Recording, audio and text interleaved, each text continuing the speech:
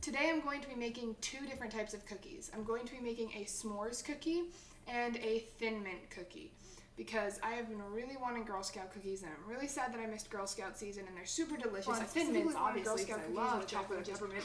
I also really wanted the doughs and I wanted coconut and caramel. I've loved those since I was a kid. But I digress. Today I'm going to be making a thin mint because they're great.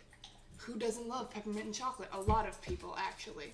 So, I'm also going to be making a s'mores cookie with milk chocolate chips, graham cracker crumbs, and mallow bits, which are these things right here. Usually they are most often found in Swiss Miss hot cocoa packets, and they're those tiny little marshmallows that expand about that much. Also, if you hear any, slight tapping or any, barking, I have two dogs that are sitting with me as I do this. So, just so you're aware, because they don't love the noises that this stuff makes sometimes, so they might just get up and run away and you'll hear that and be like, what was that? Was it in my house? So the first cookie we're going to be making is the s'mores cookie, and that is because these are going to need to chill for about an hour and a half, but I'm using recipes from this book called The Easy Homemade Cookie Cookbook by a woman named Miranda Couse. I have never heard of this, but I got it for my birthday earlier this month, and I really love it. And there are a ton of recipes, so I really wanted to try some out. Mainly Thin Mints and s'mores, because I love both of those so much. All the ingredients I am using today can be found in the description below this little screen that I am trapped in, because I want you to be able to make them with me, or to look at the ingredients and be like, I don't feel like doing that, and watch me make them, and then I might bring you some, who knows. The ingredients we're going to need for both of these cookies are all-purpose flour, cornstarch, light brown sugar, granulated sugar, baking powder, ground cinnamon, salt, peppermint extract, vanilla extract, honey, 1.5 sticks of butter per recipe, 1 egg per recipe, some mallow bits, some milk chocolate chips, graham cracker crumbs, vegetable oil, a pound of semi-sweet baking chocolate, a 2-inch cookie cutter, which I'm just using the bottom of this egg cup that I found because I didn't have a 2-inch cookie cutter, some parchment paper, cookie sheets, mixing bowls, cup and tablespoon measures. The first thing I'm going to use is a medium mixing bowl in which I'm going to combine my flour, baking powder, cornstarch, salt, and cinnamon.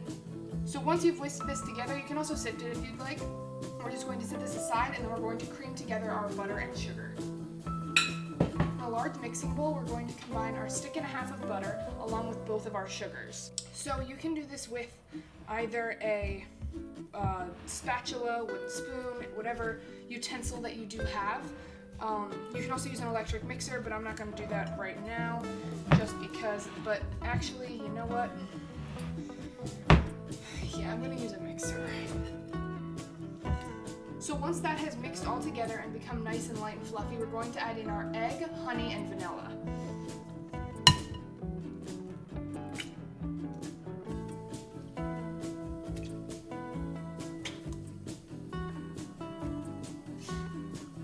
That was a weird way for an egg to come out. It's fun. Now that this has all combined, I'm going to start adding in the dry ingredients and the graham cracker crumbs. Alrighty, now that I have a sufficient mess going on over here, I'm going to fold in my mallow bits and milk chocolate chips and try not to eat any of them. I'm gonna fail that task.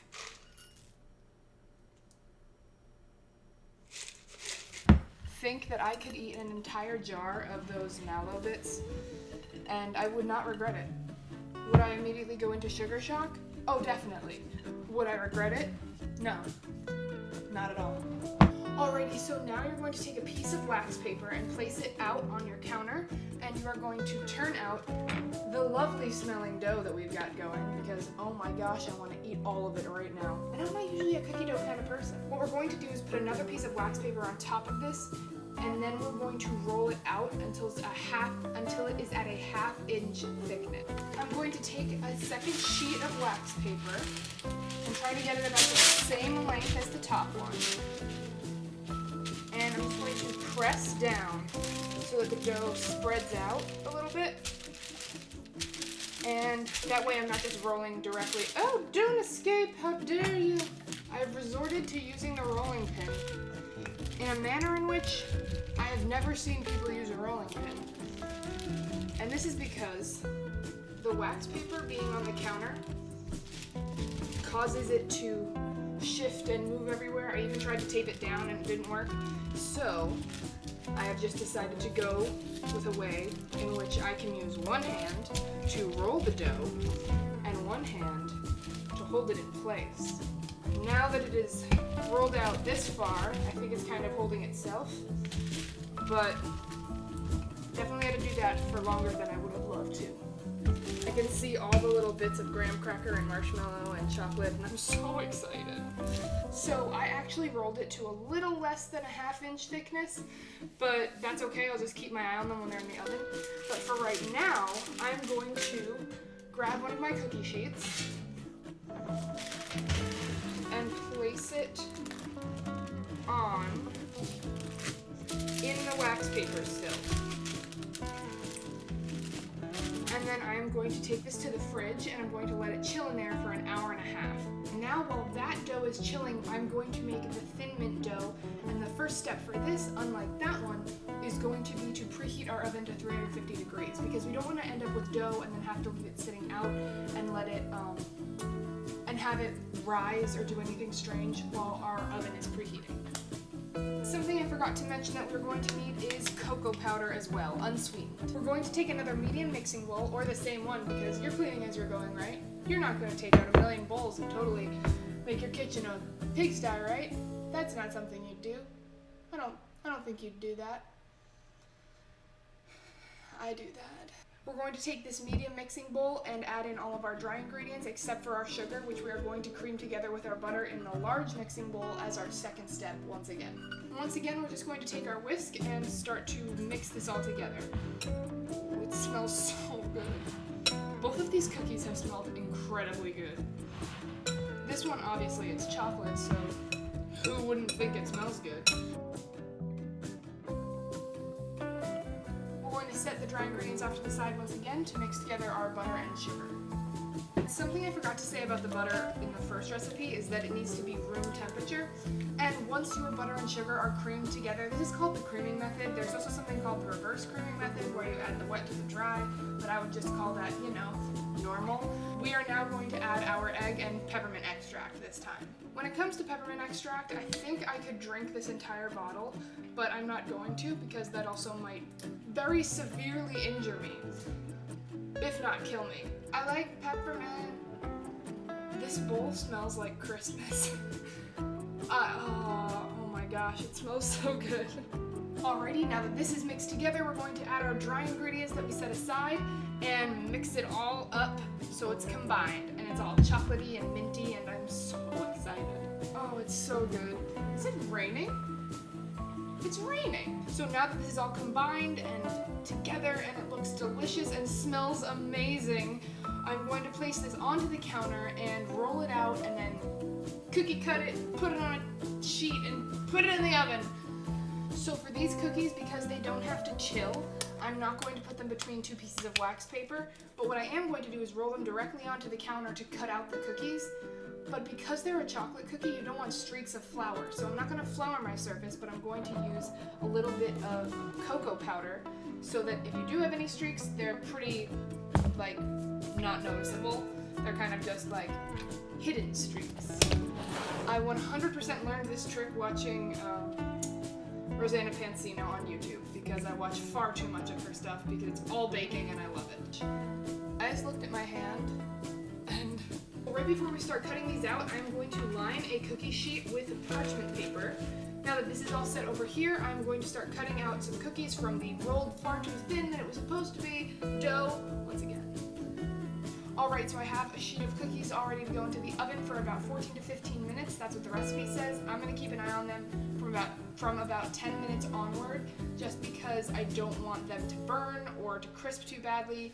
I want to make sure they're just nice, good cookies. And so what I'm going to do now is I'm going to cut out the rest of the cookies, re-roll the dough, and get as many cookies out of this dough as I can because they smell amazing. I want them. I want to share them too. And I'm just going to do that. I want as many cookies as possible.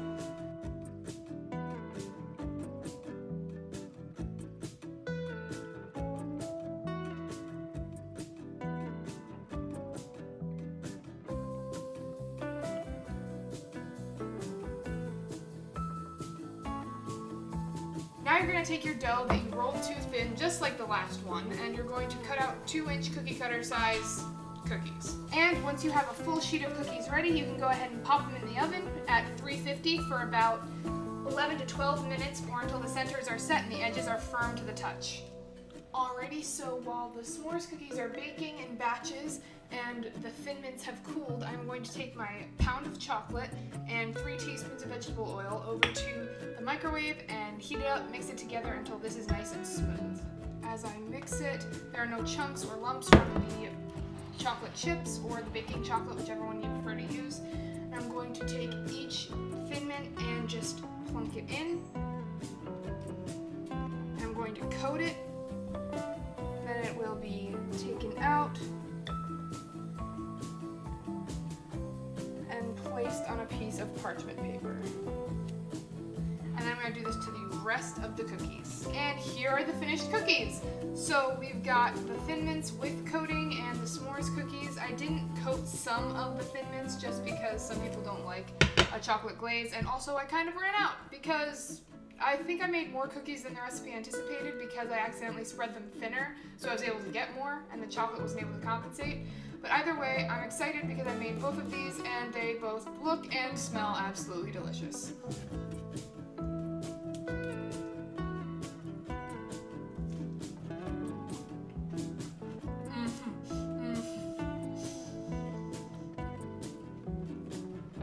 The s'mores are definitely good.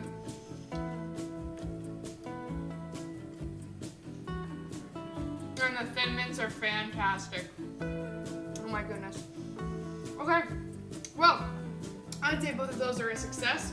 I really enjoyed making these, and I haven't made like they kind of made me think of Christmas cookies, so I got very excited, and they smelled great, and now my house smells like cookies, and I have great cookies to taste and bring to my friends. So I hope you enjoyed. Bye!